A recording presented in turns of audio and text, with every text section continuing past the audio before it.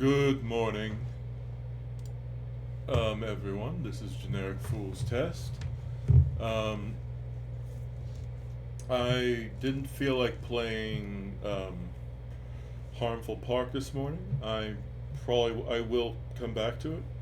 I'm just trying something a little different today. Also, I've been playing Mega Man Legends, and I managed to get back to the point I was at previously. Um, I also, grinded a lot in the first ruin, so I managed to unintentionally get, I guess, the maximum life gauge.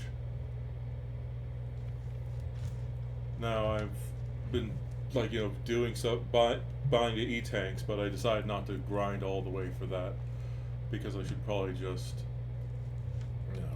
proceed with the story and wait until there's a better area to grind and get money and stuff like that. But without further ado, oh hi, good morning. How are you?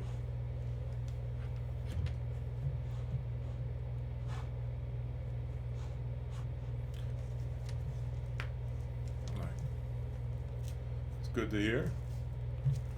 Have you heard of the Rampage series? I played the first one a while ago, but that was I can imagine, especially if you're taking class. I don't know if you're taking classes or working during the week, but I mean, it is an old. Well, I mean, all the PlayStation games I'm playing are old, but it's a type of genre you don't exactly see as much nowadays, which is basically you go around destroying stuff. In this case, you're a monster. The fun thing about this game back when it originally came out is you could do local multiplayer. So you just have a bunch of friends sitting on a couch, and then you could just literally help destroy the city, or you could just beat up each other and just start slapping each other a bunch. And it was fun. I haven't actually played the second Rampage game, but I mean, it should be fun.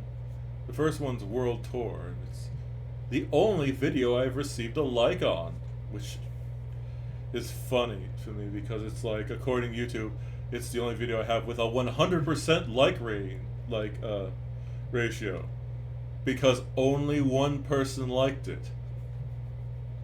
So technically it's true.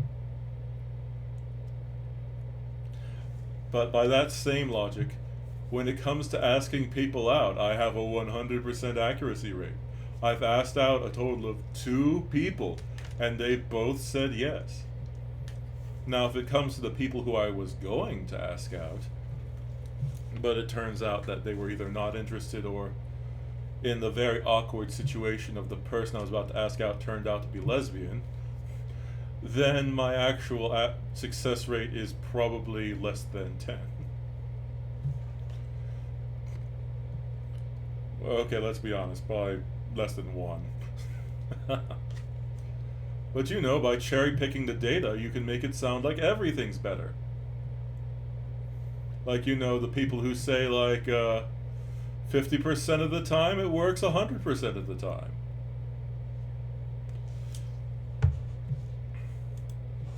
But anyways, I guess I'll get started on it. Oop, press that. Sorry, there we go.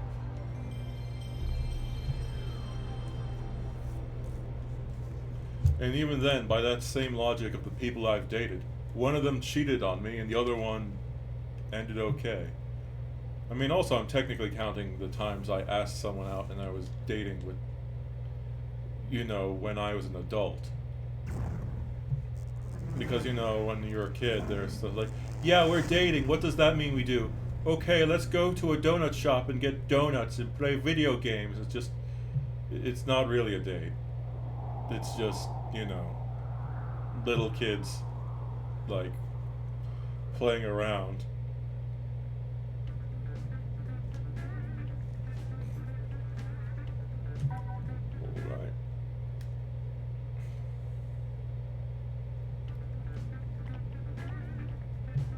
Oh god, the password system. If I remember correctly, I'm not sure if the password system in this is to unlock stuff, or if it's so you can access specific levels. Because at a certain point with much older games, or I mean games older than this, memory wasn't really a thing, or there wasn't enough. Back then, things were... Okay, one second. If I can find a picture of this, I'd like to... Oops, that's the wrong thing. That was just something I was reading on my free time. Let's see, if I can find it. Let me go to... hard drive. If I can find it... Oh no, this is obnoxious.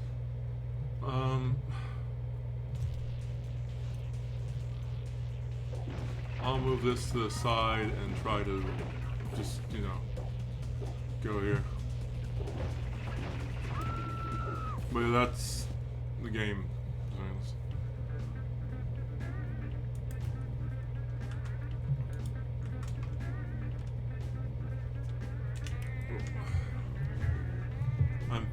The problem I'm having is, like, I keep getting Call of Duty stuff when I'm actually looking for the images of the hard drives that existed back during World War II, or around that. Because you have to understand that computers did exist. Well, around World War II is where computers started to exist.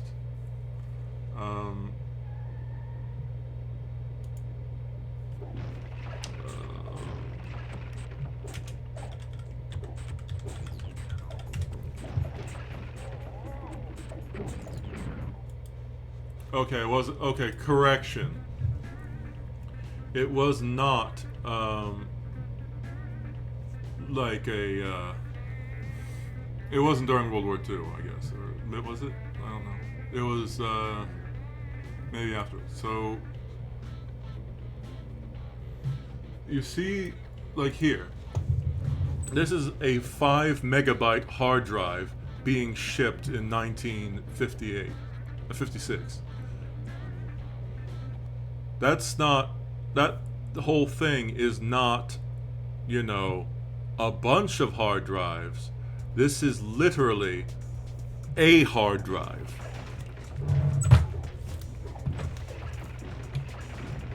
It's just sort of crazy. Because, you know, like, yeah, technology has advanced so much since then. And it's sort of funny, there were terms that were coined back then, like, during World War II, the term debugging was coined. Do you know why the term is called, when you have a problem with a computer, it's referred to as a bug?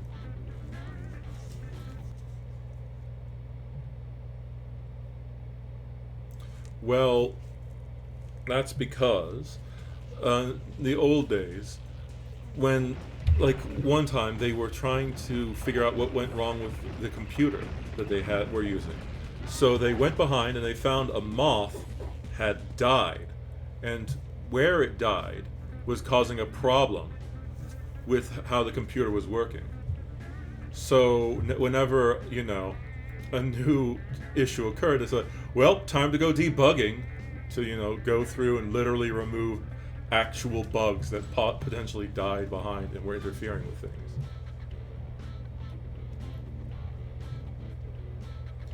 If I remember correctly, it was a woman who came up with that term. Also, even in those days when, you know, it wasn't... Now, I can't remember her name at all, which is a problem. I actually never learned her name now that I think about it.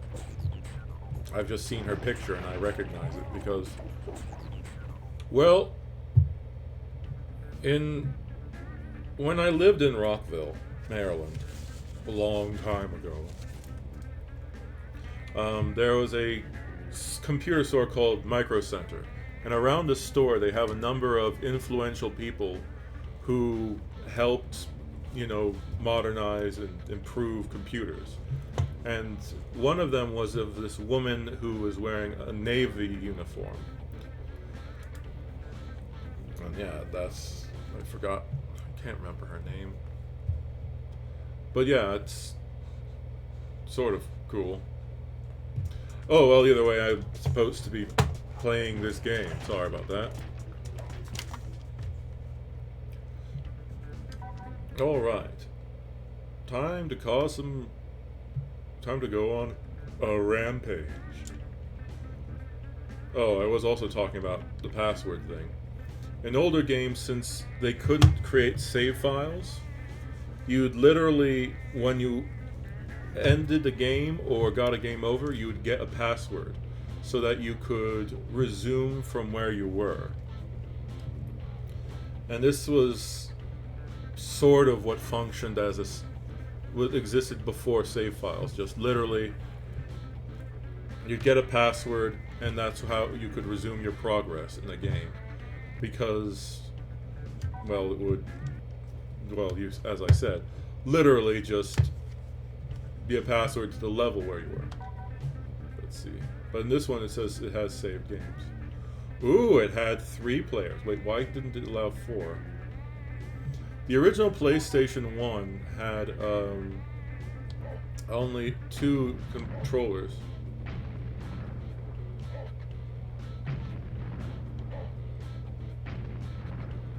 Okay, so Ruby is balanced. Boris is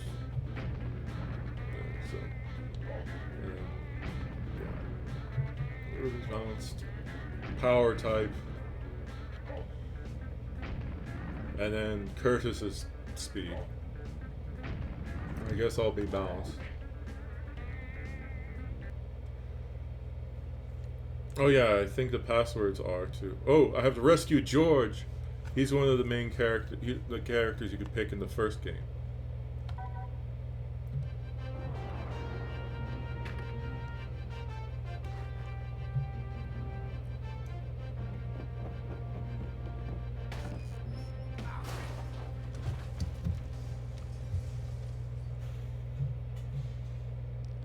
Good evening. In tonight's top story...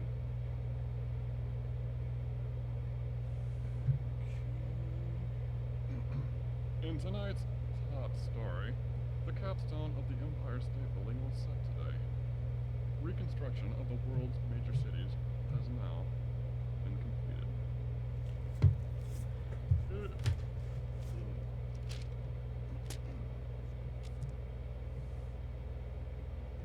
In a related story, the perpetrators of the mass destruction, George, Lizzie, and Ralph, continue to draw record crowds to see them in captivity. The monsters will now be separated for safety precautions. George will remain in New York, Lizzie is being shipped to Tokyo, and Ralph will be held in London. The markets were up sharply today.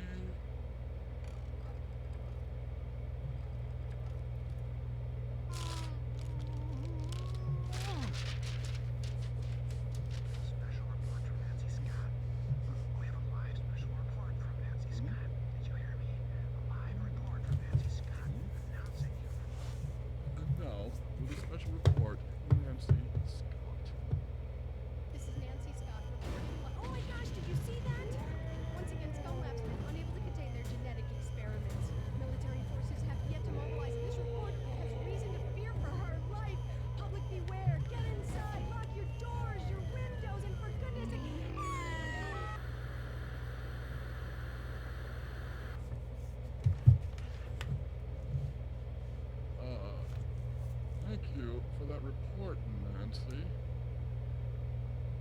Heaven help us. They're on a rampage. Oh my god.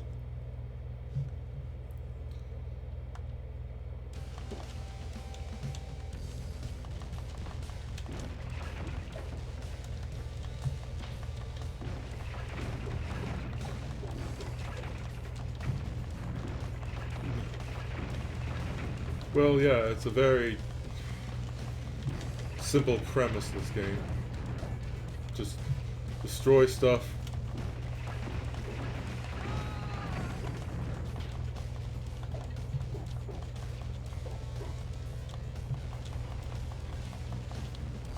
But yeah, it's, I mean, understandably after, you know, a certain world event that occurred in America, like, they, tended to not do these types of games anymore. Oop. Because of, well, I guess, you know, they were worried it would glorify people literally doing stuff. You don't understand, things were different and kind of, well, here, I keep forgetting it's, no. So, they think people would actually potentially, you know, try and carry out, like, terrorist attacks or various other things. Because a lot of times, the media would, you know, blame everything on video games. Like, oh, hey, violence exists. It's not, doesn't have anything to do with how easy it is to get guns or, you know, things like that. It's clearly because, you know, people playing video games.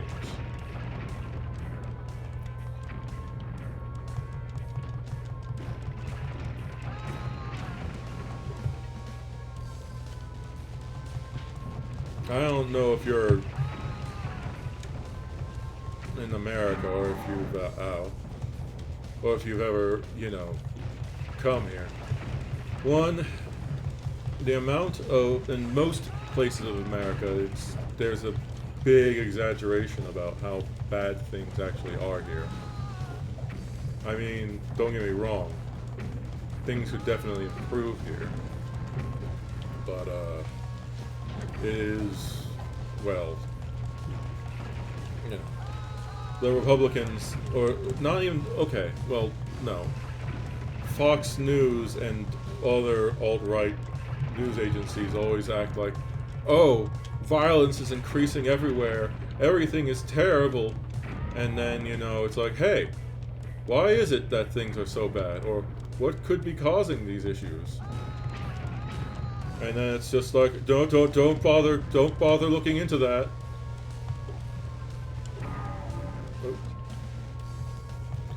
And then it's just like, well, you know, I don't. Okay, that subject's depressing. Because, like, the alt-right are basically acting like, oh, gun violence is increasing, everything's terrible, Biden's not doing anything to protect us, and it's like, according to all metrics that are, you know, of people recording stuff, things have greatly improved. Now, whether Sleepy Joe is actually, you know, should be, like, replaced by somebody much younger, which, you know, I think probably should. The problem is the Republicans always tend to, like, or the politicians. Regular Republicans are fine. Most of them are normal people. It's just that there are, you know, in every group of people there's always, like, an outspoken crazy minority.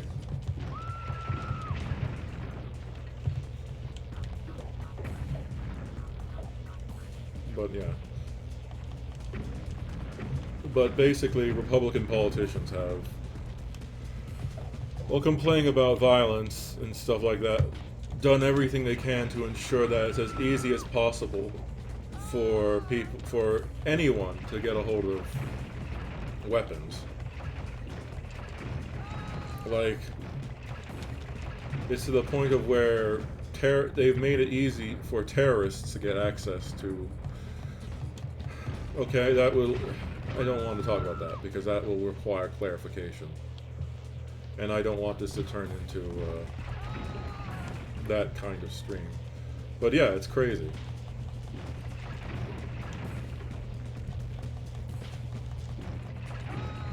But yeah, just the amount of just nonsense. And also, in a lot of democratic cities, they have increased gun restrictions to ensure that, to try to cut down on gun violence, but that doesn't really do much of anything if the people are going to Florida, Texas, and other places and literally buying all of the weapons that they want there.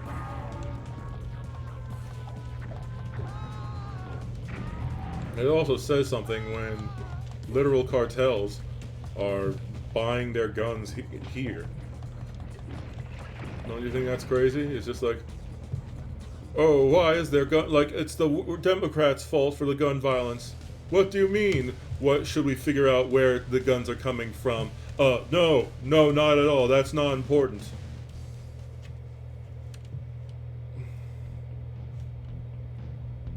Republicans are, despite how they're often portrayed in the news, pretty good people. The problem is that,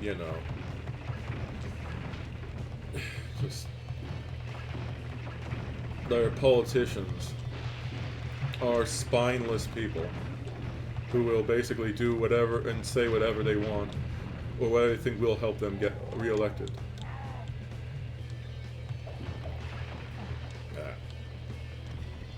Sorry. Controls are weird. This game is...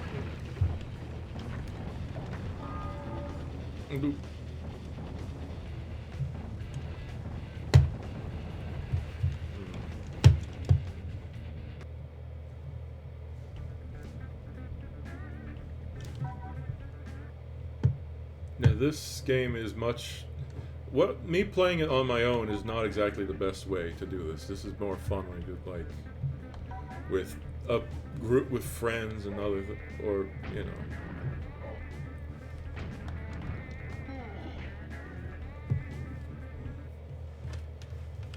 Also, I didn't see it turn into, I can't, oh yeah, I can't buy, oh wait, no, I accidentally pressed the home button.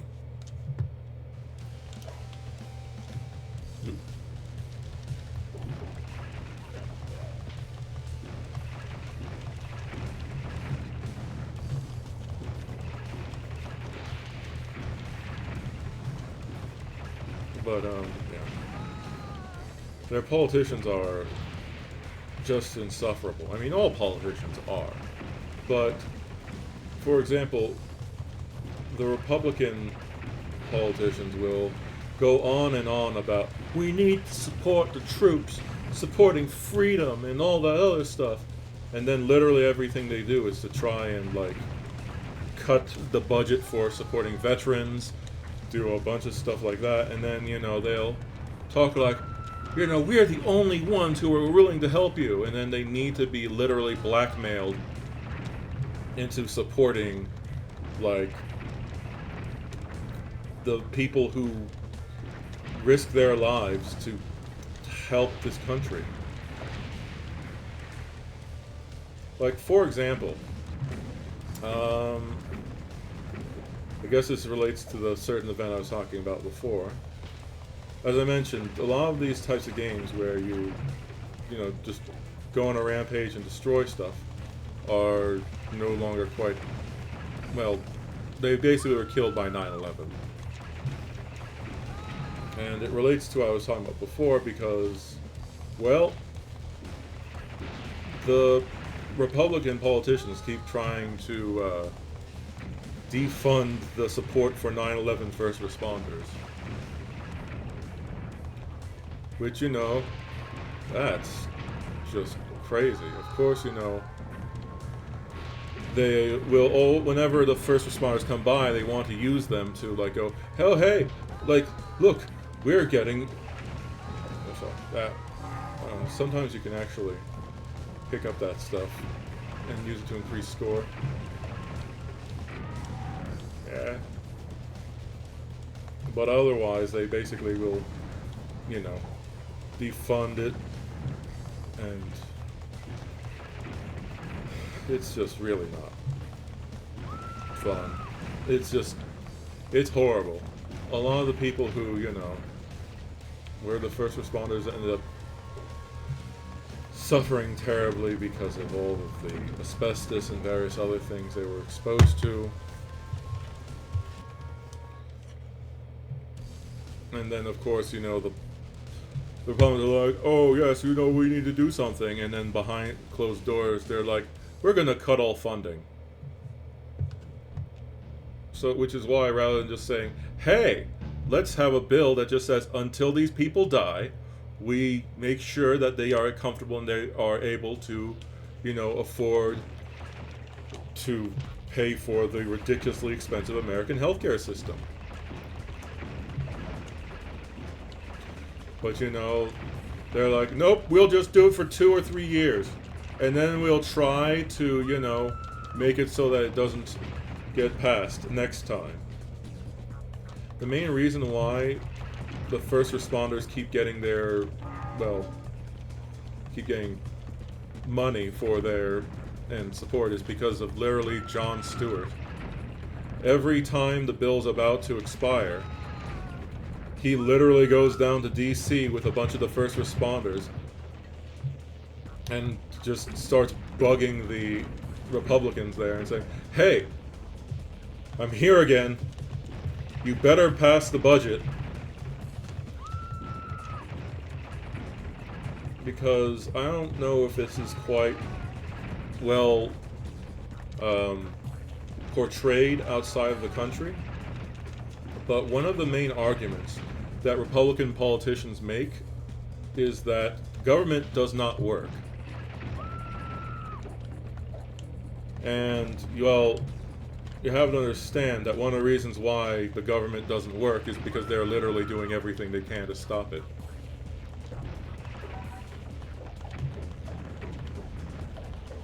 Super Punch!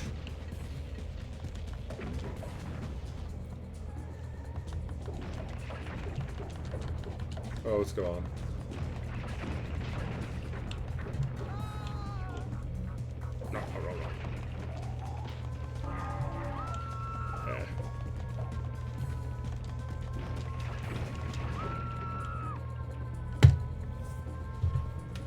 Nah.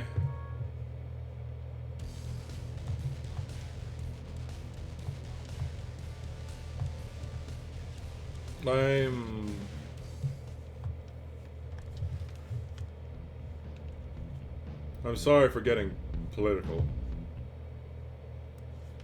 Well, it's not really political if I'm mentioning the true facts of things. It's just a problem with the current American political system.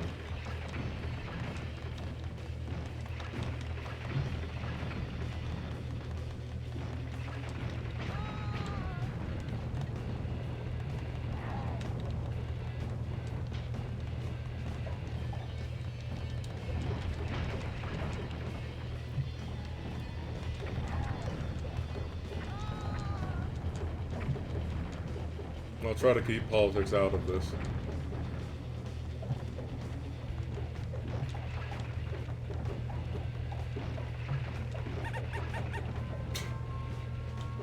I like the little squeaky noise that the duck made.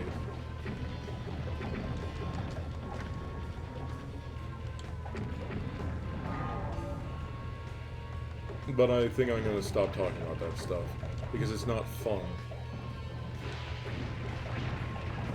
Also, I'm not exactly want to be known for being like, oh hey, look, it's that guy who won't stop complaining about stuff.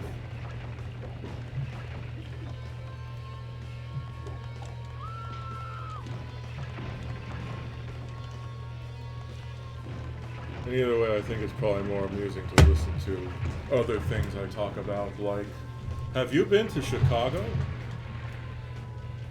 Just changing the subject.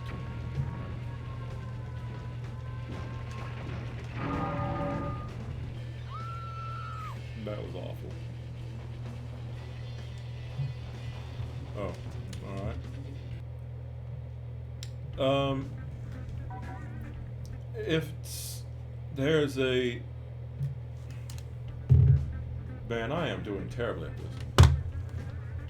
It's a rather nice city, but it's a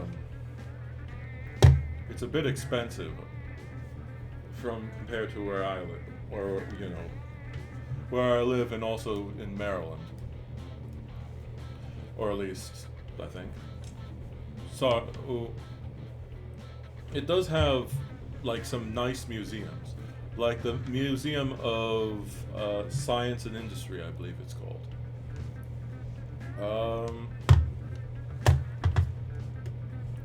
I am doing horribly, and I don't want to lower the difficulty, so I guess I'm just going to talk about stuff. So,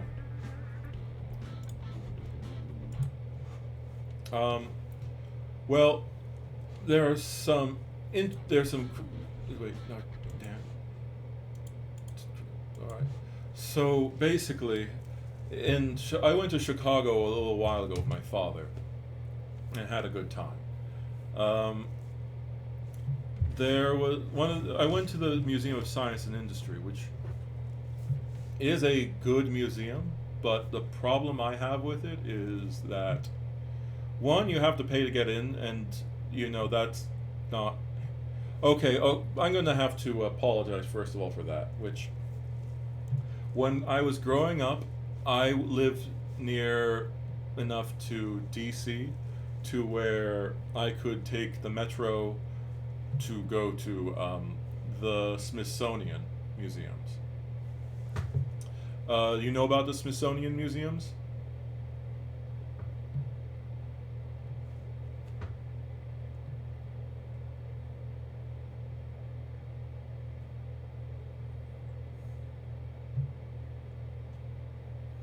Oh, okay.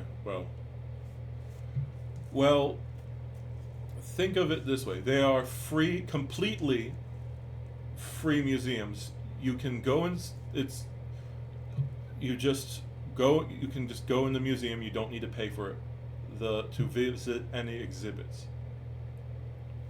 Now, if of course, if you want to buy something like a souvenir or like stuff like that, you pay for that. But at least the last time I went and checked, if you want to visit any exhibit inside, it's completely free, which is really nice. And they're pretty good museums too. So I wanted to go more often to them, but my friends were like, I visited them one time when I was 8. I don't ever need to go back. And it's like, a lot of people apparently around the world, or at least they used to, like 10 years ago,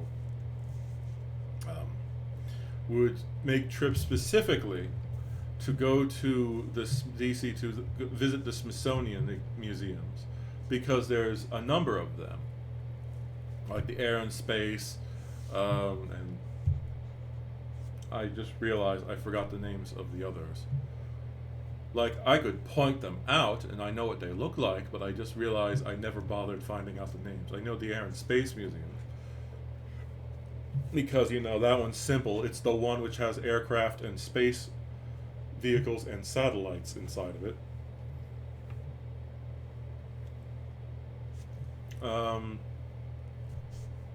So for me, I'm used to not having to pay to go to a museum, because the ones I primarily went to were Smithsonian museums, which is pretty cool. And a lot of people who grow up around that area, around there, are just like, yeah, whatever. And it's just like, do you understand that you have to pay money to go into most museums? But either way, the Museum of Science and Industry, in addition to the paying to get inside the museum is normal, which as I said, I keep having to tell myself that. But basically, there are multiple exhibits that you have to pay for that once you get in there. So they have really good exhibits. Like, they have a U-boat that was literally captured during World War II. Which I'll give you the cliff notes of it. The whole story is really interesting. Basically, there was a certain captain of a ship who wanted to capture a U-boat, so he trained his men, and the people in the battle group he was in, or the people under him. He was. I don't think he eventually became an admiral, but at this time I'm pretty sure he was not an admiral. But basically, he trained his men to get off the ship, go onto the U-boat as fast as possible. So they found a U-boat one day. They attacked it. It was during the day, so they could clearly see it even underwater. And they damaged it enough to where the 50 men inside decided that it was impossible to save it. So they did the normal things. They set something called scuttling charges, which are basically explosives meant to make sure that the enemy does not capture the ship. They are basically set to explode in key areas. They then left the ship and surrendered. So the Americans took lifeboats and also sent soldiers over to try and try to capture the ship. So about 8 guys, and one of them I believe was a cameraman, went into the submarine and tried doing everything they could to fix and recover it. Now, some people don't understand why that's crazy, because literally, as I said, there were 50 people on board who lived inside that submarine and knew how to work on it, and decided that through all their knowledge and expertise, it was a lost cause. And as I mentioned further, they put scuttling charges, which are literally explosives, to make sure that no one can capture it. Which that already, as it is crazy, without taking into account that, one, all the instructions on the ship were in German, obviously, because it was a German vessel. And secondly, all the measurements that were on the dials and everything was in a different system, or using different measurements. And they decided that, yeah, these 8 guys are totally going to be able to pull it off. And the crazy thing is, they did. They managed to actually fix it. Or, well, it was completely fixed later. They managed to make it so it was no longer sinking. And it gets crazier, because they after they've began pumping water out of the ship, so that way they could, because while a submarine does take on water to go underwater, you don't want the water in the main cabins where the people are. But either way, after they started checking out, going okay, good, we captured a submarine, that's really cool, they went through things and they found out that this submarine had an intact and up-to-date Enigma machine, which, I said that, I realized that you probably don't know what an Enigma machine is. Basically, the Germans, it was a device the Germans used to encode their messages. And by using this machine, you could basically type out a message that you wanted to send to some part of command, and it would encrypt it, and then the people on the other side who also had a machine, that machine would decrypt it so that they could read it and understand what the actual message is. But if you didn't have the cipher or an up-to-date Enigma machine, basically it would appear as just gibberish. And that is basically the holy grail for intelligence. In addition, they got a number of documents that were of high value, and all these things were on water-soluble paper, which, as its name implies, is paper that's meant to disintegrate when it comes into contact with water.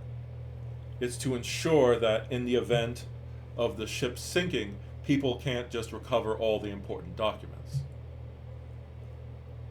And at that point, the people in charge realize the Germans cannot realize that we captured this ship. We have to say that it went down with all hands and with everyone. So they then take the ship, the submarine, it's a U-boat. Now, to a quick thing. A U-boat is not technically a submarine. It is the stage before a submarine, which sort of sounds stupid, but the idea is when a true submarine basically stays underwater most of the time and only really surfaces, when they need to resupply or when they're at dock, or for very specific reasons. A submarine's goal is to remain undetected as long as possible. A U-boat is a surface ship that can go underwater for brief periods of time. Now, I think the last of the U-boats in World War II were used by the Germans of World War II, because I have to be careful with using the phrase or their actual name. I think that was a true submarine, but the ones before that largely weren't. It's kind of funny too, because one of the other jobs of a submarine was literally to sneak up on ships, go to the surface, and then start firing at people with their deck guns, which after a certain point in time they realized that was a bad idea. But either way, these sailors who had been on the U-boat were, rather than being brought to England or anywhere in Europe to be in an internment camp, they were brought all the way back to the United States. I think Louisiana. And they were isolated from all other internment camp people or prisoners, whether they're... And that's another topic to go on to, about the internment camps in America, which I will go into, if I remember, after. But basically, because we had the cipher and the Enigma machine, we were able to literally give it to British intelligence, which meant that we could read the German messages. Every encrypted message that they sent, we were able to read. Which, that alone is an enormous win for intelligence. Because, imagine if, you were trying to hide something from somebody. You had complete faith in your method, because the Enigma machine used math, technically, to do things. So I guess if you were an advanced enough mathematician, you could basically reverse engineer what it was trying to say, or how the ciphering worked. But that took a really long time. So it's not that the British couldn't have, figured it out, because they had done it before with the previous Enigma machines. But the problem is, whenever they switched to a new cipher, it started the problem all over again, where they had no idea what they were saying. So what a lot of people don't realize when they make shows where somebody's now able to read all their intelligence, where they do the dumb thing of clearly acting like, oh, I know all of your intelligence, which, what happens when you tell the enemy that you can read their secret messages?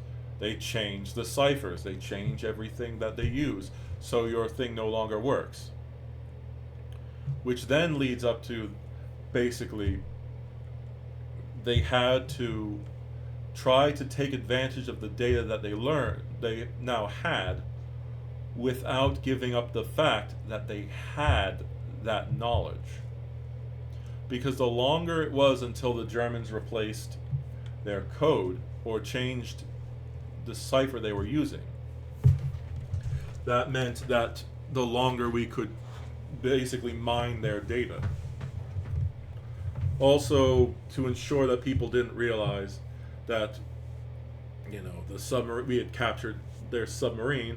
It was painted to, suit the colors of the American submarine. It was called the USS Nemo, which Nemo means no one in Latin. So, it was sort of like, oh, it doesn't exist. And the captain of the ship, of the crew that, basically saved that ship, were told that no one's allowed to say anything, and they can't keep any souvenirs from the U-boat. Because one of the things that people did during that time is collect vast amounts of souvenirs. Which is one of the reasons why there are so many World War II era kit circulating around the United States. Because literally a bunch of soldiers just kept stealing stuff that wasn't nailed down.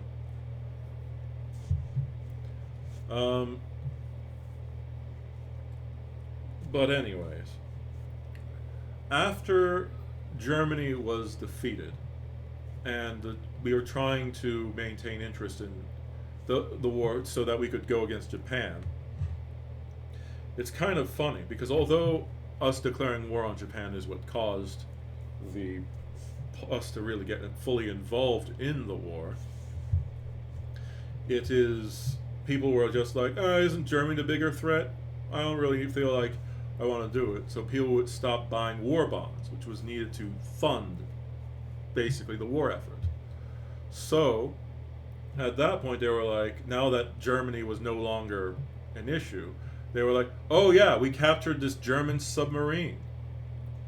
And they basically toured the submarine around the United States, and if you bought war bonds, they'd say, hey, visit one of the last German U-boats, which of its line, I forgot what its serial number and type it is, but it was the last, and it is the currently, if I remember correctly, the only surviving U-boat of its make. Which, God, I'm not a fan of how I'm leaning. Oh, let's make it look like I'm leaning here. At which point, they were, it's pretty cool. Like, wouldn't you want to be able to go into what was at the time considered one of the cutting edge vehicles and see something that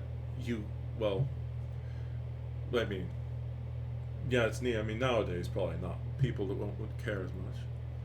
But yeah. So after Japan was defeated, the government was like, okay, we have this German submarine. What should we do with it? At which point, a bunch of people in the government were like, you blow it up with a nuclear bomb to test, so we can test how nuclear bombs react, like will, or test how strong our nuclear bombs are.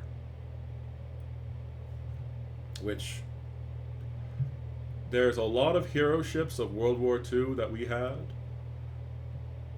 that were just literally blown up because people would just, go, hey, what should we do with this ship that distinguished itself after the war? Let's just blow it up with a nuke. However, by this time, the man who had captured the ship, or whose men had captured the ship, had been raised to the level of an admiral. At which point he's like, "No, no, you will not. Do you know how hard my men fought to capture that ship? We're going to. You're not going to blow it up. What the hell?" So basically, he tried to figure out if anyone wanted to, purchase the submarine.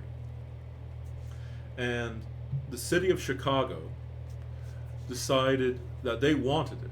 So I believe the U.S. government said that they would donate the submarine to Chicago. But Chicago had to cover the cost of transporting the submarine there, as well as,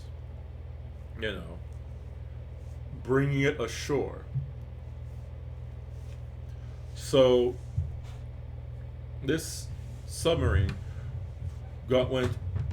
sailed all the way to Chicago. It had to go through Canada at one point because Chicago is an inland city. And basically, they hauled it out of the water. They brought it to the Museum of Science and Industry. It used to be an outdoor exhibit. But after years, it started to, as you can imagine, being left outside, it started to degrade. They repaired it, and then they put it inside the museum. They literally lowered it down in, and then they built a roof over it. And now, if you go to the Museum of Science and Industry, you can pay the ticket to get access to go inside this, like, World War II era U-boat. And it's a really cool, thing. You see they have a bunch of, recordings of people and sounds that the submarine would have made and things. I think they have, just... Oh, well, I don't want to spoil too much stuff in the event that you eventually go to Chicago or go to that submarine. It's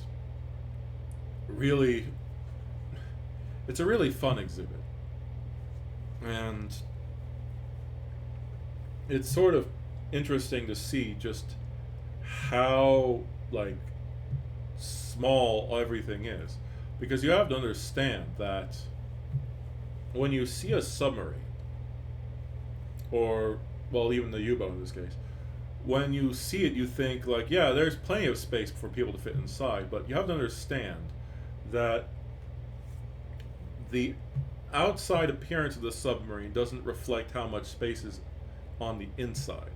Because a lot of the outside area is basically used to, hold water or compressed air.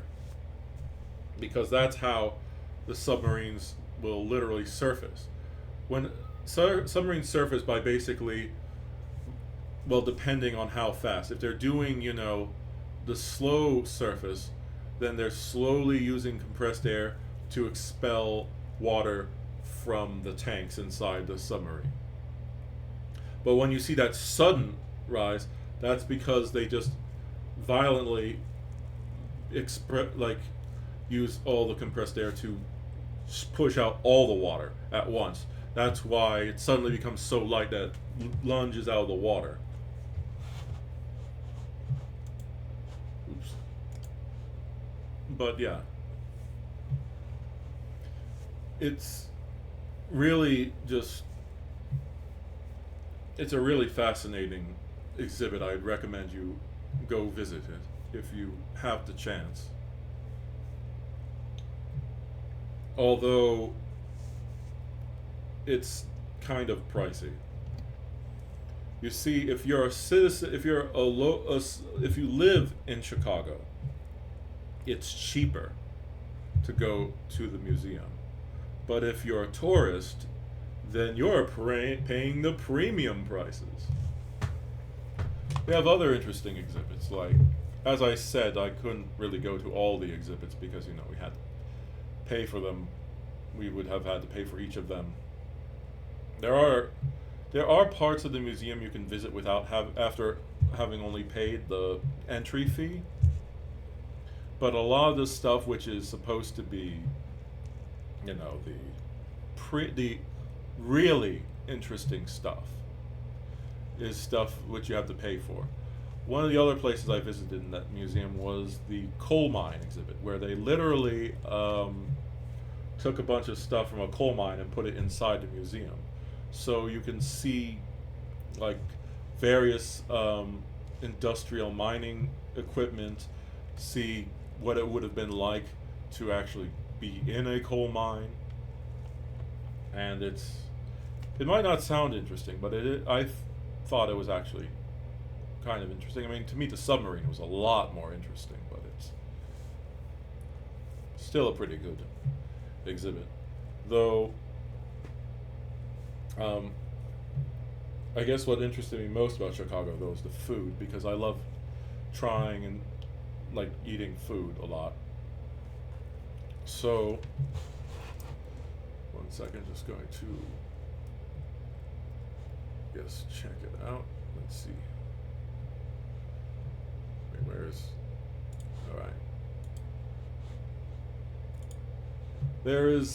Chicago's known for a number of things. Like the Chicago dog.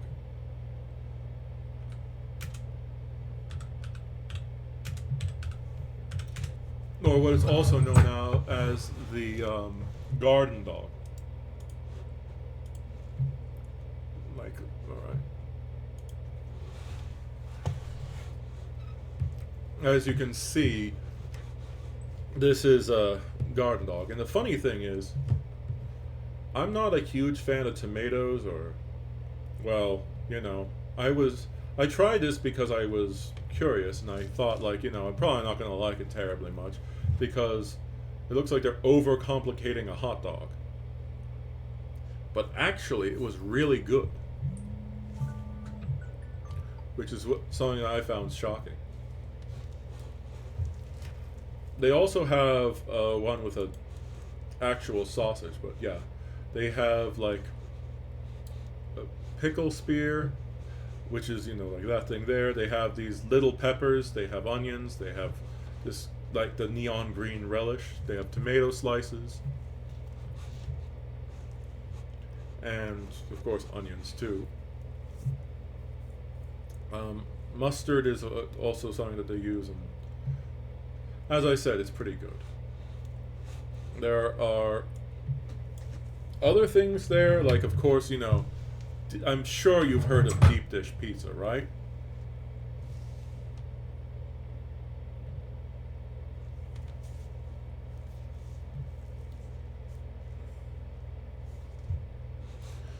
Good, because sometimes I do occasionally run into people who are like, I have no idea what you're talking about. But yeah.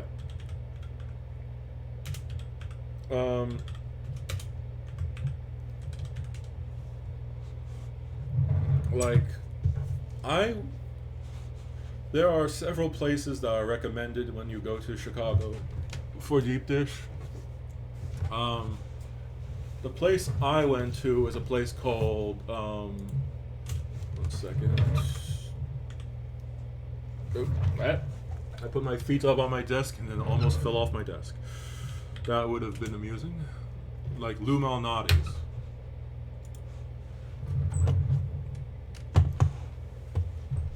Have you ever had deep dish pizza?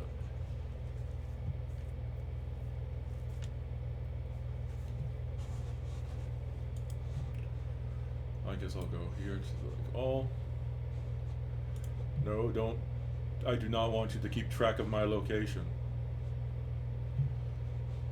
I guess, let's see if I can go to the website. It's what the bright white net light. Sorry, I was trying to say something witty and I failed. But yeah, I only had there are, well, I'm sorry, several thoughts happened simultaneously and I wasn't sure which one to vocalize. Lou Malnati's is considered to be, by a lot of people I've watched, better than the other places. I mean, some of the other places have some things are slightly better, like some of them have better crust, or some people like the cheese better at some of the others. But as a whole, as the whole thing as one, from what I've seen, people prefer Lou Malnati's. It's I thought it would be like way too heavy, but it was actually like really nice. The tomato sauce was really nice, and there's a place which is supposedly better, which is called Pequod's. But the problem with Pequod's is that it is, well, Lou Malnati's you can find in a bunch of locations that are convenient to get to inside the city of Chicago. Pequod's is not in the interior of the city. It's more around residential areas that are outside of the city. Like, I wanted to go to Pequod's because Anthony Bourdain said that it was the best, like, deep dish pizza place. And it looked kind of nice. By the way,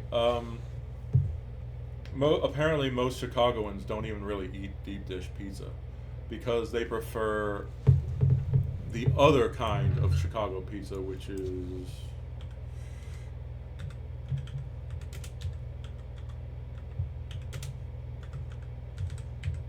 tavern style pizza. Which, let's see, and it is often served cut like this, which, you know, the problem with looking at pictures is you can't exactly tell what makes it different. But tavern style pizza is, well, it's called tavern style because it's often served in taverns, but it's also got a thinner crust and it's more like a cracker like crust. So it's sort of crunchy and, you know, crispy and like that. And this is apparently the pizza that Chicagoans really eat. Outside of that, there's a few other things which, you know, are sort of iconic, like the Italian beef sandwich.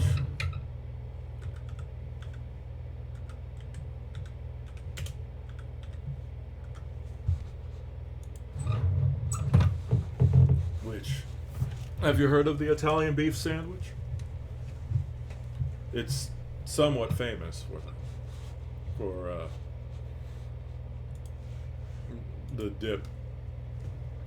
Basically, they like slow cook this meat, and it's in this like wonderful like beef juice, and then when you are served the sandwich, you can have it several ways, where they basically pour a little bit more of you can have it just the beef on the, you know, and the pickle and the giardiniera, which is the various vegetables that you see on it, on bread, and you could just eat it like that. You can have it where it's wet, or actually I'm not sure, I can't remember the different terms, so you can have it where they put a little bit of the sauce on, they can have it where they put a bit more of it, or you can have it where they literally take the whole sandwich and submerge it in the beef juice.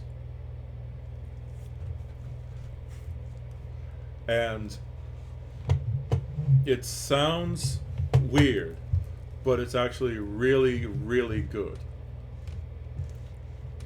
Unfortunately, when I went there, to a place with my father, I asked for everything that would normally be on there, and the person was just like, "Okay, we're going to not put anything on there other than the beef." Which it was still a really good sandwich, but it felt to me like when I had it that it would have been a bit better with something else that it felt like it was missing, which I know was missing, because the jardinard, which is like these pickled like vegetables that are put on it, which adds the flavor profile, which is just really nice. And then, of course, this isn't, a typical Chicago thing, but it's an iconic thing from a typical Chicago, like, institution.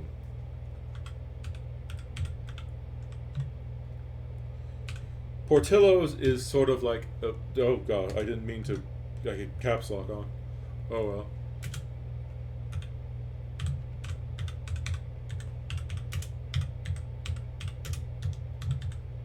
Portillo's is a chain where you can get the hot dog, you can get the Italian beef, but what a lot of people really, really like or go out of their way to try is the Portillo's chocolate cake shake.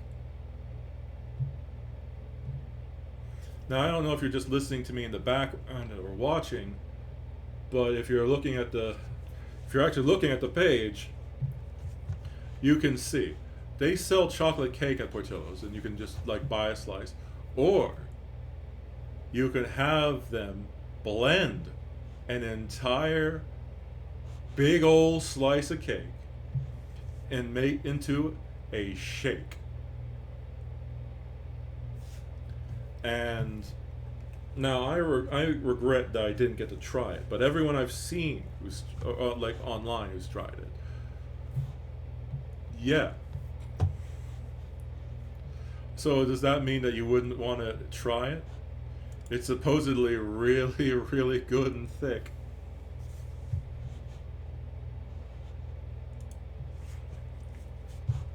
I see shake calories in the corner. I don't want to know how many calories are in this. Yeah. But it's like really, God, I just realized I've barely played the game at all, and all I'm doing is talking about Chicago. Which either way, I don't have much time left.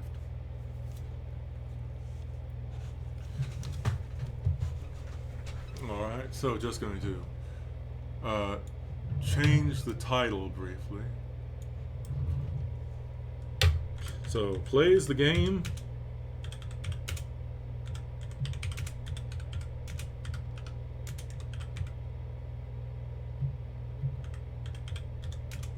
Then talks about Chicago.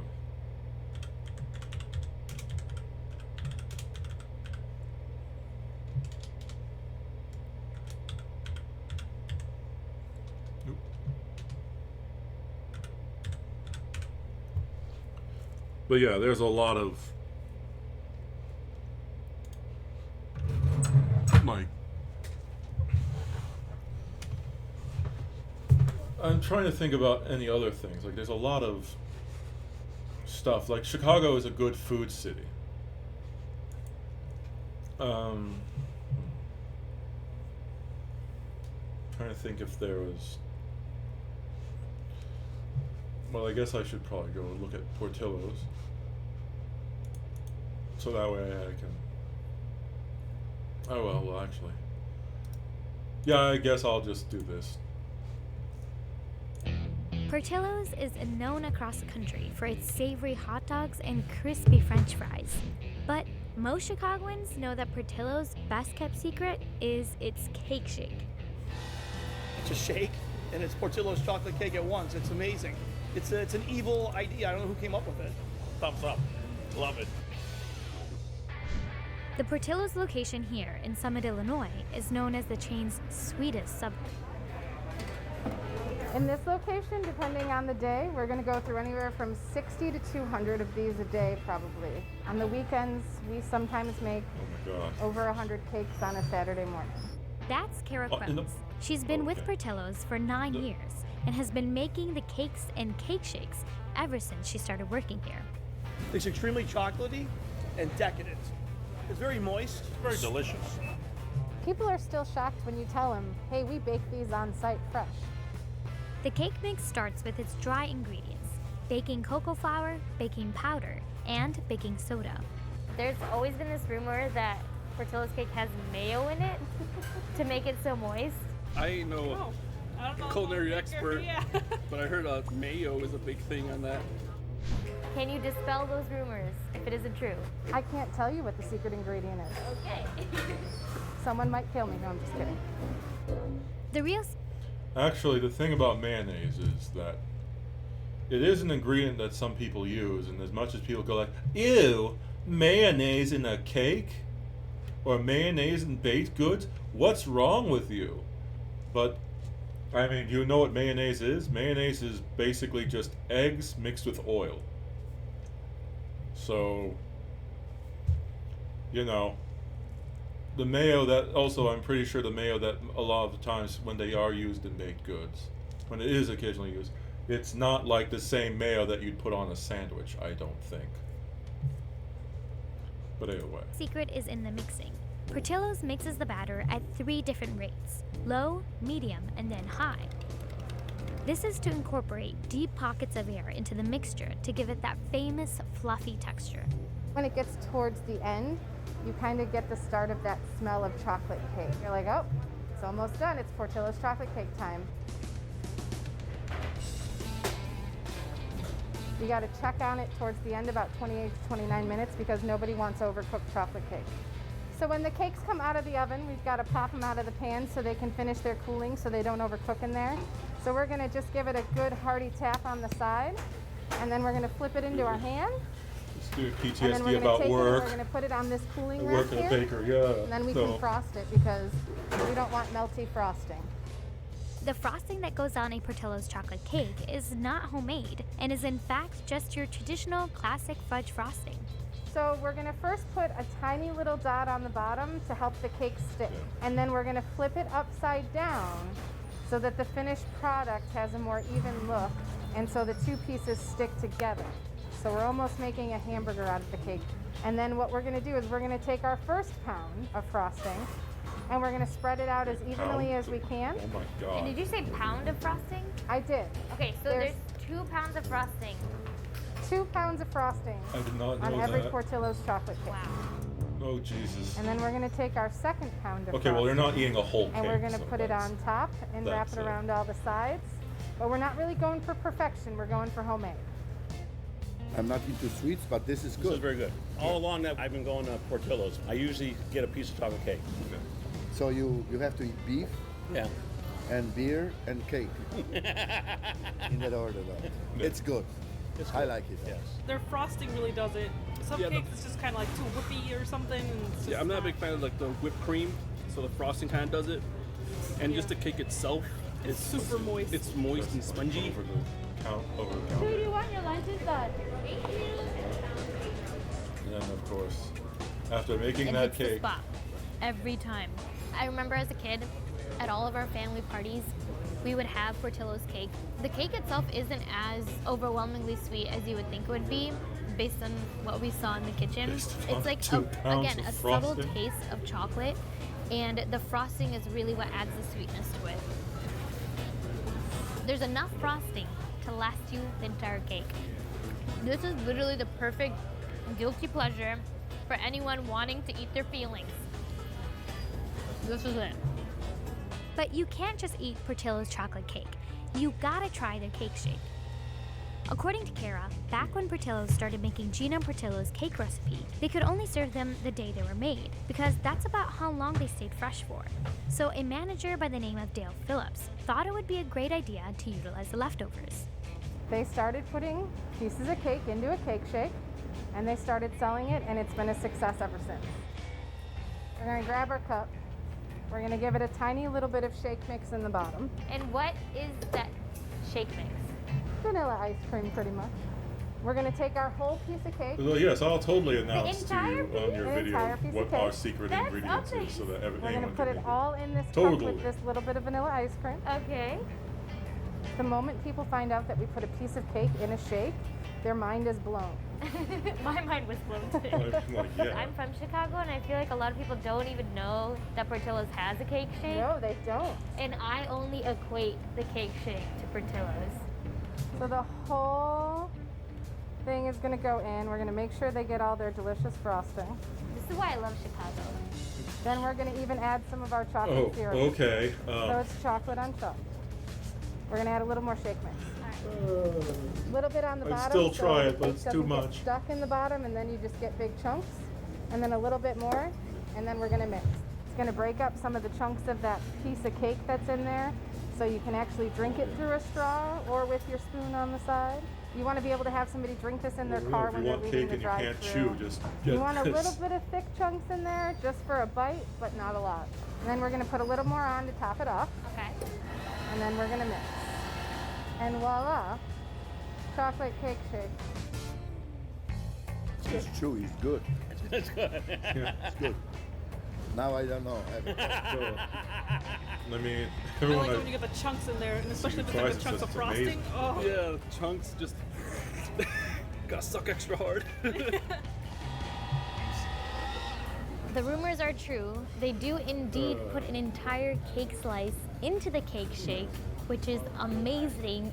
And the best part of the cake shake, for me at least, is that each sip comes with bits and chunks of the chocolate cake itself. So it really feels like you're drinking an entire cake slice. I know that sounds like a lot to some people, but it's so yummy, it's so tasty, and I recommend it 100%. The best thing that complements the cake shake at Portillo's are the fries. You literally dip the fries in your cake shake, and you take a bite, and you get the perfect combination of sweet and savory. You get the crunch of the fry, and the soft mushiness of the cake shake itself. So good. dipping fries in a milkshake are actually Portillo's for me, pretty good, but it as a depends kid, on the was fries always and the comfort food. milkshake. It was always, something I that wouldn't reminded dip, me of like, home seasoned and fries in a place where I could milkshake. come with That'd all be my weird. friends, whether I was in high school, whether I was in college. There was just so much variety, but also the food was just always good. But yeah. Outside of that, Chicago is also known for having good like Mexican food, and it also has a good Chinese. A lot of states have pretty good like Mexican or Latin cuisine as well as good Chinese food. It's a shame that the one Chinese place I went to in Chicago was not that great. It was like a lot more expensive than where I live and where I grew up, and at the same time it didn't taste as good. But that's not my fault. Let's see, Joko, Chicago. All right. There's now, as I said, if you're going to have Mexican Latin food, you should probably go to an authentic place. But another place you could also try is like Joko, which was really good. One second. Joko is owned by I forgot the guy's name, but Rick Bayless. Literally, it's like Rick Bayless is the name of the chef that owns it. This is that was like a torta. This is like the guacamole, the like loaded guacamole that he makes. It's literally got all this stuff in it, and it's really, really good. Let's just check the menu. I guess lunch and dinner.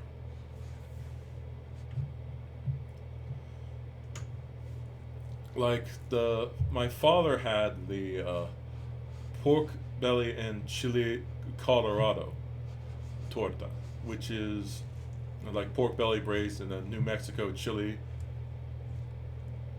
New Mexico chili Colorado. I don't know, New Mexico chili Colorado. I don't know. Pickled white onions, cilantro, and black bean spread. It's served cut in half in like in a little bowl with the black bean spread. Or wait, no, actually, I can't remember if you got the pork belly in chili Colorado or the ahogada, which is the golden pork carnitas. Oh no, he got the ahogada, which is the golden pork carnitas with the tomato arbol chili broth, pickled onions, and black bean spread, which is, I had a bite. It was really good. Now, Chef Bayless has 3 Mexican restaurants, and they're right next to each other, and they're at 3 different price points. Joko is the cheapest one, and then there is one second. Oh, that, by the way, that's Rick Bayless. He went to Mexico. As you can clearly tell, he probably doesn't have any, like, Mexican DNA in his body, but he did go to Mexico to study, and he does take a lot of pride in, so the restaurants. Okay, so the 3 restaurants that are near each other are, where is it? I can't read the special thing. So there, oh yeah, okay. The 3 ones are near each other are Joko, the Frontera Grill, which is Frontera Grill is the medium priced one. Joko is like far more easy to, just go and get stuff. It's also more, or like, okay, Shoko, sorry, it's pronounced Shoko. But yeah, it's also probably the more approachable one, I guess, Shoko. Like it's, also, if you go to Shoko, one thing they specialize in is Mexican Mexican hot chocolate and churros. So I guess I'll go look at it. Let's see the wait. Yeah, they have a number of different churros, but let's see, where is the... They make the hot chocolate on site. Like, they literally grind cocoa beans. Like, there. Like, they have the authentic, which is, like... Okay, by authentic, they mean the original way it was done, which is, the fresh ground chocolate and water. They have the Aztec, which is how it was drunk by the Aztecs, or how it was recorded that they drank it, which is just like fresh ground chocolate, water, and then chili and allspice. Fun fact, in the Aztec Empire, chocolate, or their chocolate beverage, was a warrior beverage. Men drank hot chocolate. Beer was for women. Which, that's just sort of a funny thing. Do you like Mexican food, by the way? Because if you don't, then I won't talk about this.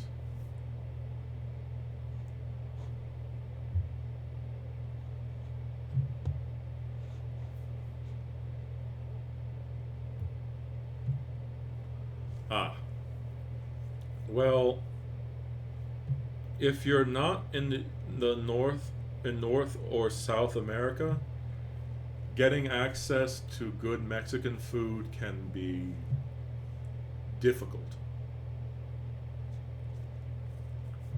Like, also, I don't know if you had it, but Taco Bell is not Mexican food. it is basically Tex-Mex, or it is crummy Tex-Mex. Tex-Mex food is good, but you know, depending on what you like, some people prefer authentic Mexican food.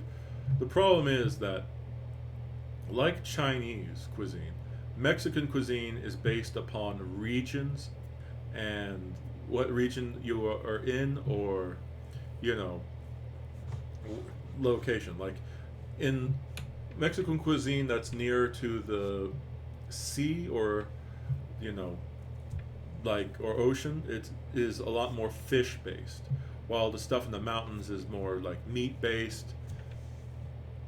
And then there's the question of, are certain dishes actually Mexican or not? Like burritos are, most of Mexico is like, burritos aren't Mexican. We've never had that, but there's a certain area of Mexico, I forgot where, but they do say that, you know, burritos is a thing, and that it's existed with them for a long time. But yeah, Mexican cuisine is pretty good.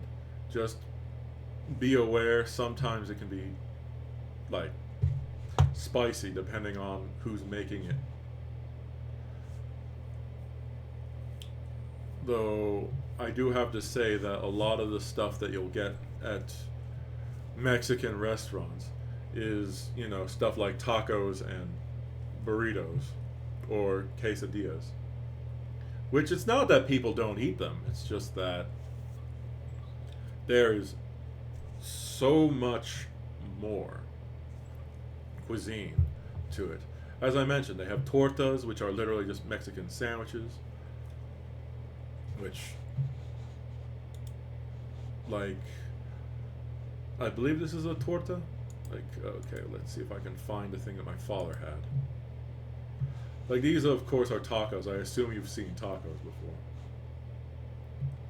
Which, you know, whether these are pork, or like a roast pork taco, or...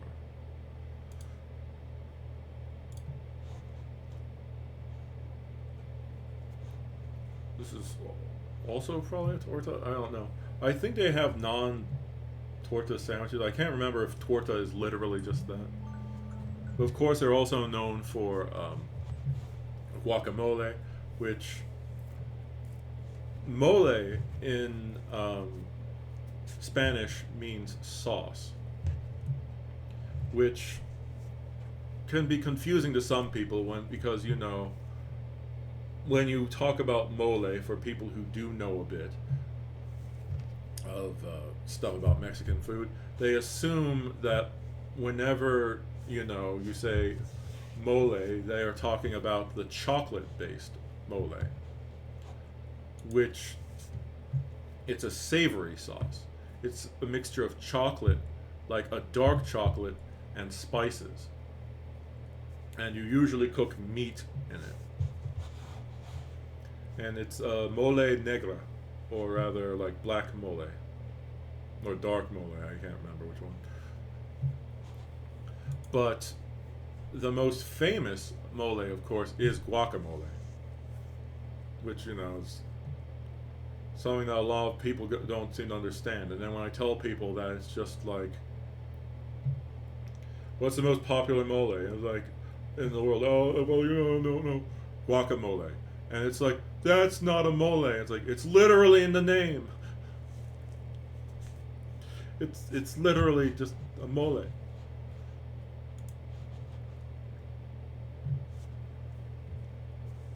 Yeah, it's just,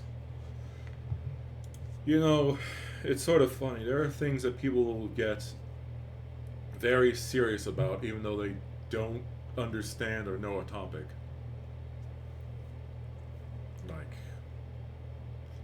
Like a while ago, there was an outrage over casting for a character in an anime. Do you watch My Hero Academy or Boku no Hero Academy?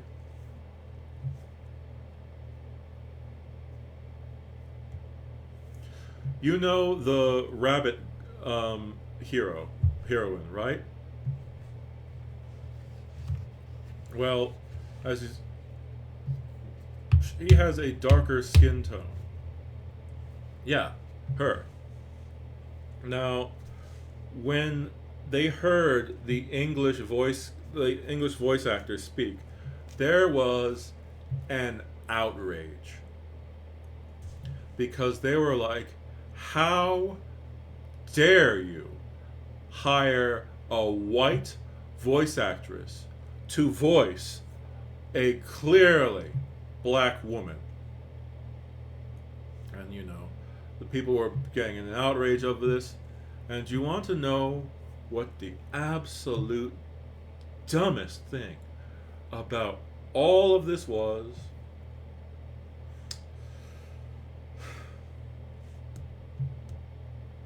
The voice actress is black.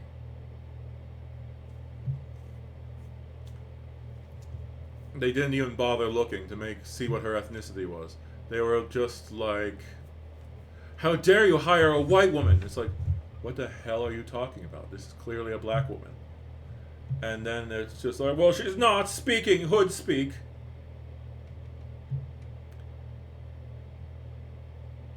Which, of course, these people who do the moral outrage stuff do what they normally do when, they make accusations without doing even the barest level of research.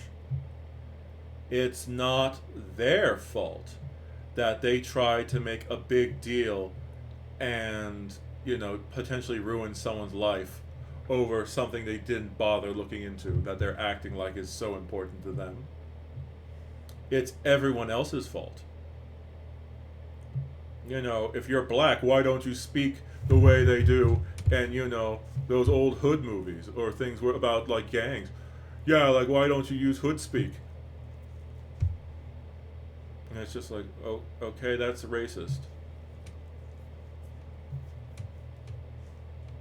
By the way, I guess in the event that you don't know hood speak is, it's just like... Well, you see, the thing is... Yeah, she is basically just sort of tanned. But a lot of these people just want to start drama.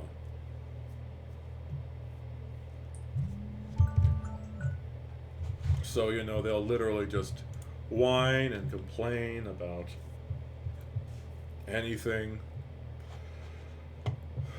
Or go like, you can't use character, a character is this, you have to be specifically that. It's like, so, if I want to voice a murderer, I have to be a murderer. Or, Latino people are the only people who can voice Latino people. Which, is just dumb, because you're a voice actor.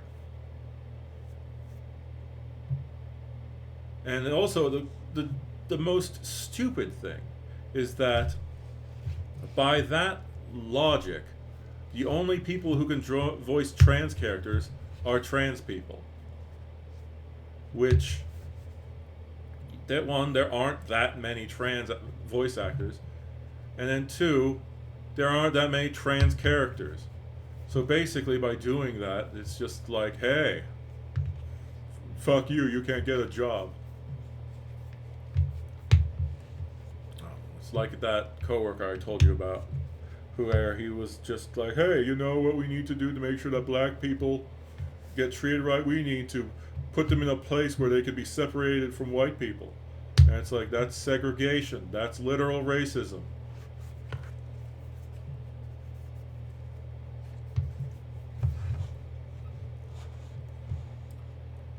Just,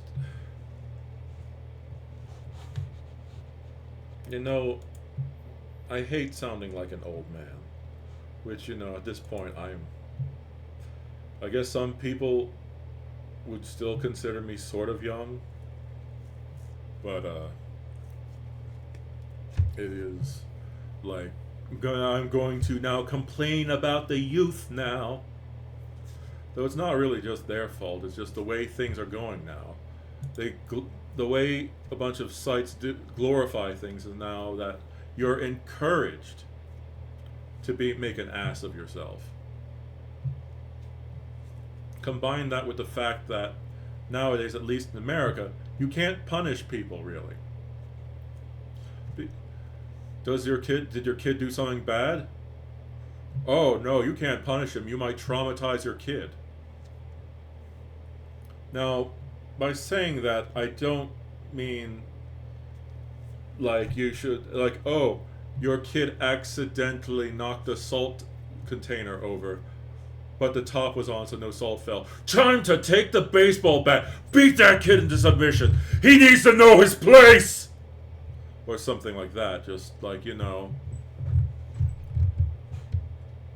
But it's just, like, you know, if you don't teach people or kids that there are consequences to their actions, then you get people like Johnny Somali or others who are just literally going around to different places and making complete asses of themselves, or the, you know, various TikTokers who do extremely cringy and terrible things in public.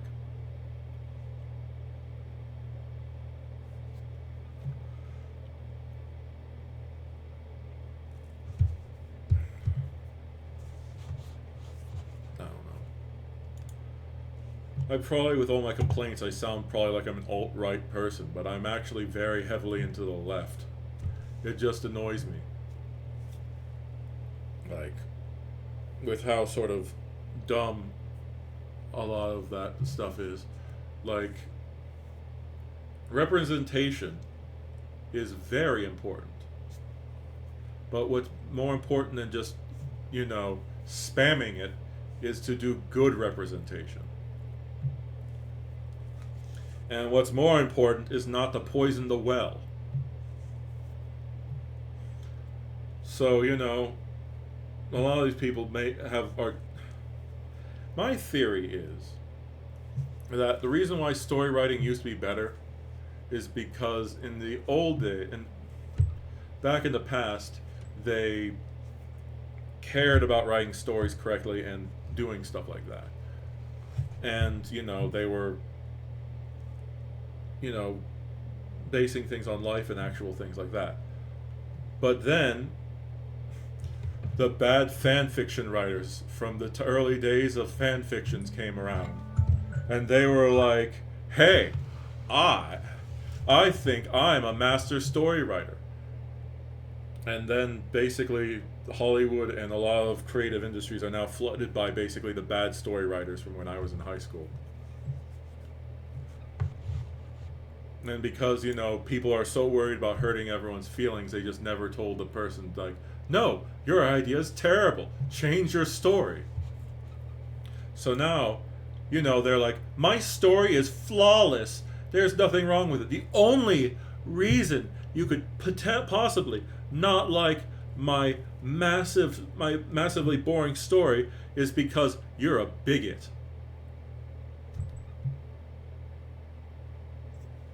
And then it's just like, that's stupid. That's like going to a homophobic person saying like, oh, if you don't like this thing, you're gay. It's like that. It's dumb. Oh, and then there's the whole, like, you know, it's sort of disheartening because a lot of the stuff that these people push, like, if you remove a lot, go down to the basest, smallest level, then technically they're fighting for a good cause. However, every part of their execution, as well as the motives behind it, are just super messed up. There is a movie called The Woman King, for example.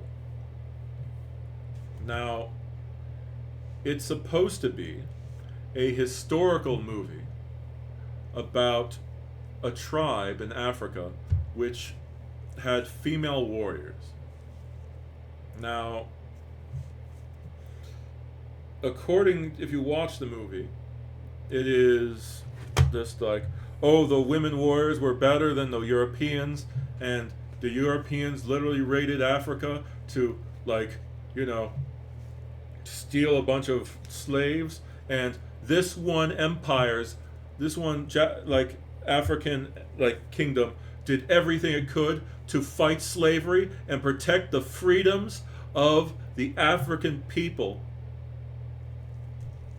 Now that I've said that, do you want to hear about what the kingdom actually was known for?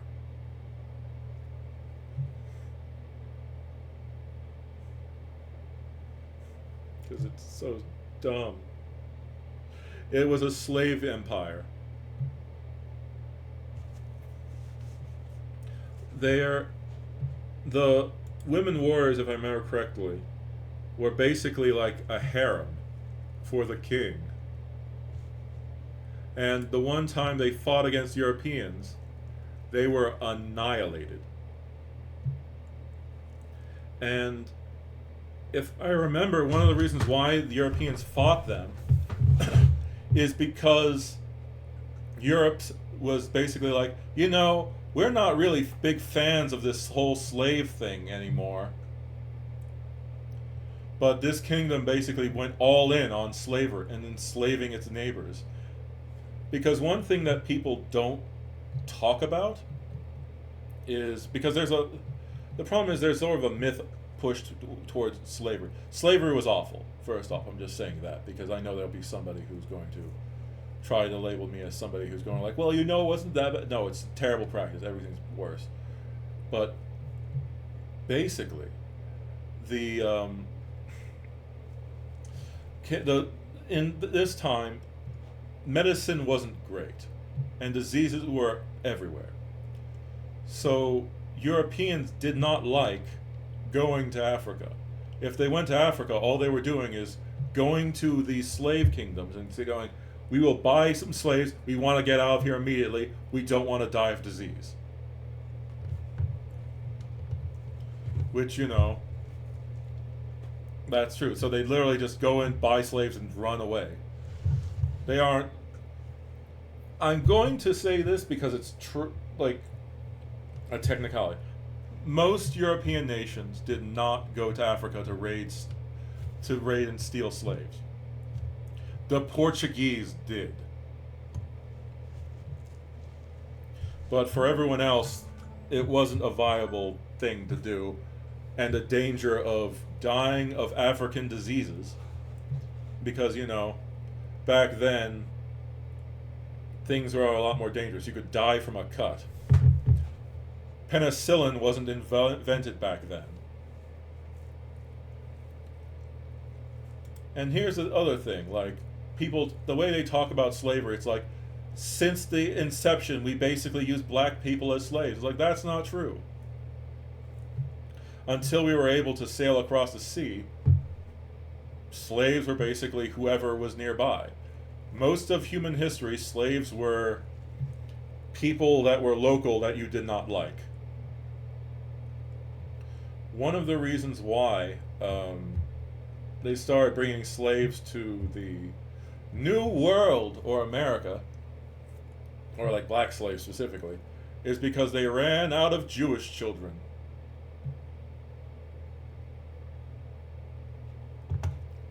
Okay, I'm going to stop talking about this. That's getting a bit too dark.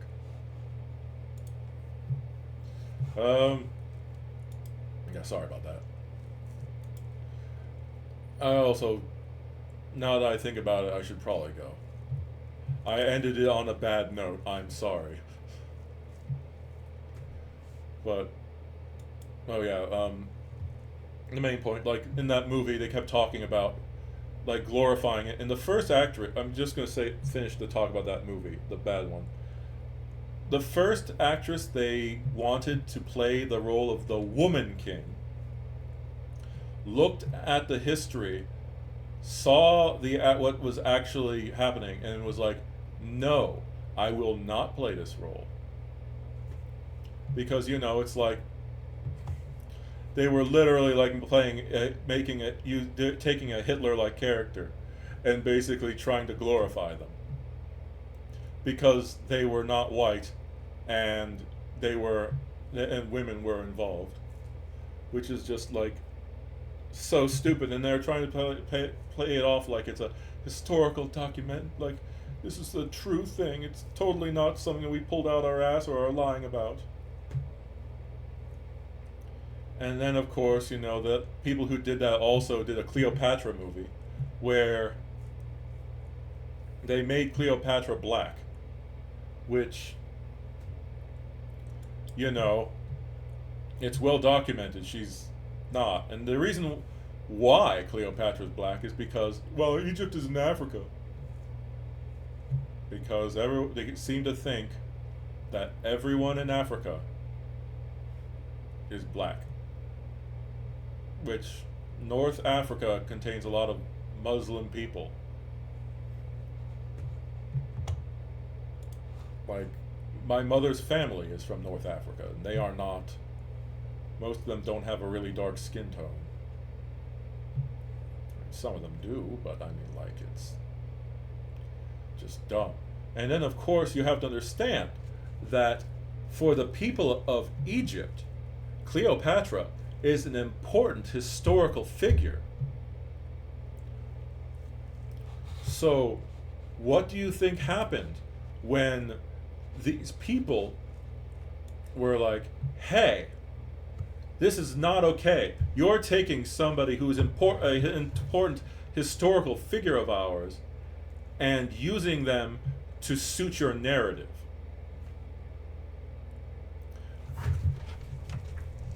Well, if these people had any standards or actually believed in what all the things they preach, they would basically say, oh my God, I'm sorry for appropriating something from your culture and changing it to suit our needs. Now, that's what would have happened if if the world was fair and things made sense. Instead, they were like, you can't stand the idea of her being black. All of Egypt is racist. Where it's just like, and then of course, when enough people were saying, you're being crazy, they're just like, oh, so I can't portray a character if they aren't the race and gender that they're supposed to be? God, you're all such babies. You can make it be anyone. And it's like, that's so stupid. Because they wouldn't even like that. According to that logic, I could take Rosa Parks, who's a famous female black activist in America, and just portray her as a white man by that logic. But, they just, they can't be right. They can't say anything wrong. It's just sheer stupidity. And by the way, I have to leave. It is literally past, I should have left for work right now. Okay, I'm sorry. I took too long. Okay. Thanks for listening to my diatribe, even though I didn't play much of the actual game. I'm really sorry. Bye.